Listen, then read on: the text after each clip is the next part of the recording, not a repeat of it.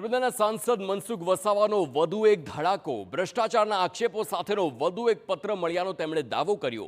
નાનામાં પત્રમાં ભાજપ અને આપના મોટા નેતાઓના નામ, નર્મદા જિલ્લામાં ચાલતા ભ્રષ્ટાચારના આંકડાઓનો પત્રમાં ઉલ્લેખ છે તેવું પણ જણાવ્યું। ગરુડેશ્વરના ગભાણામાં રસ્તો બનાવવા એક નેતાએ તોડપાણી કર્યાનો આરોપ છે।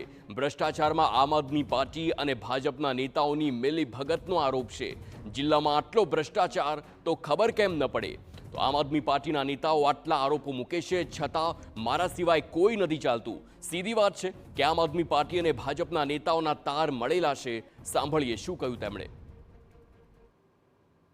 એકબીજાની મિલીભગત છે એવું હું ચોક્કસ કહું, કારણ કે નર્મદા જિલ્લાની અંદર આમ આદમી પાર્ટીના નેતાઓ સરકાર પર આટલા આટલા દબાણ કરે છે, આટલા આટલા આરોપ મૂકે છે અને પાર્ટી પર ભાજપના નેતાઓ પર પણ બધા જાત જાતના આરોપ મૂકે છે। તો મારા સિવાય કોઈ બોલતું નથી, એટલે એ જે નથી બોલતા એ લોકો બીજા એકબીજા સાથે મળેલા છે, તાર અડેલા છે। અને બીજું કે આટલો મોટો ભ્રષ્ટાચાર થતો હોય તો કોઈને કોઈ ખબર કેમ ના પડે? અગાઉ પણ મનસુખ વસાવાએ આક્ષેપ કરતા કહ્યું હતું કે ભ્રષ્ટાચારમાં આમ આદમી પાર્ટી અને ભાજપના કેટલાક નેતાઓની મિલીભગત છે। અલબત્ત કોઈ પણ પક્ષનો નેતા કેમ ન હોય, તેના વિરુદ્ધ પગલાં લેવાશે। આ લેટરનો પણ યોગ્ય જગ્યાએ સરકારમાં તપાસ કરાવી છે અને જે પણ હશે એમાં મેં તમને મીડિયા સમક્ષ કીધું કે ભાજપ સાથે જોડાયેલો કોઈ પણ ચૂંટાયેલો આગેવાન હશે કે કોંગ્રેસનો હશે કે આમ આદમી પાર્ટીનો, કોઈની અમે છોડવાના નથી। સાંસદ મનસુખ વસાવા પર ચૈતર વસાવાનો વળતો પ્રહાર પણ આવ્યો। ચૈતર વસાવાએ સાંસદ પર માનહાનિનો દાવો કરવાની ચીમકી ઉચ્ચારી। અમારું નામ લેવાની તેમનામાં હિંમત નથી। અમારા પર આક્ષેપ કરો છો તો પુરાવા પણ આપો, પુરાવા આપો નહીતર માનહાનિનો કેસ કરીશું। આ પ્રકારના જે સીધી ચીમકી ચૈતર વસાવાની છે।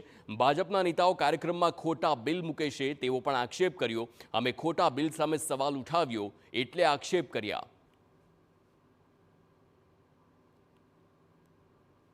જે એમણે આ બધું બેસીને અધિકારીઓ પર બિલો અને વાઉચરો મુકાવ્યા છે એવા ત્યાંના સાંસદ અને એમની એજન્સીઓના પેટમાં તેલ રેડાયું છે અને એમના સાંસદે ગઈકાલે અમારા પર આક્ષેપો કર્યા છે। નામ અમારા લેવાની એમને હિંમત નથી અને અમે તો કહીએ છીએ અમે જાહેર જીવનમાં જવાબદાર પાર્ટીના ધારાસભ્ય છે। અગર તમે અમારા પર આક્ષેપ કરો છો, તમે પોતે સાંસદ તરીકે કરો છો, તો તમારી પાસે પૂરતા પુરાવા હોવા જોઈએ। અગર તમારી પાસે પૂરતા પુરાવા નથી તો તમે આનો ખુલાસો આપો, નહીં તો અમે તમારા પર માનહાનિનો કેસ કરીશું।